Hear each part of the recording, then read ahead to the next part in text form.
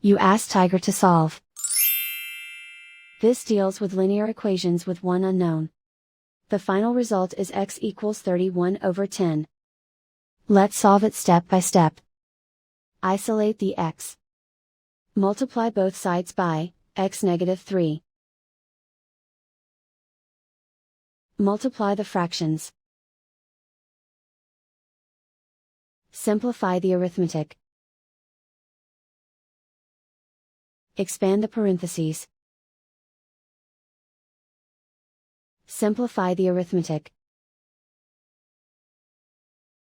Swap sides.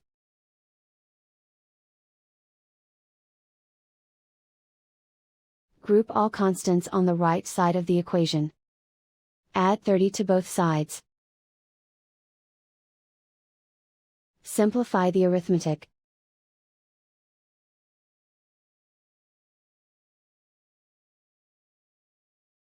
Isolate the x. Divide both sides by 10. Simplify the fraction. And so the final result is x equals 31/10.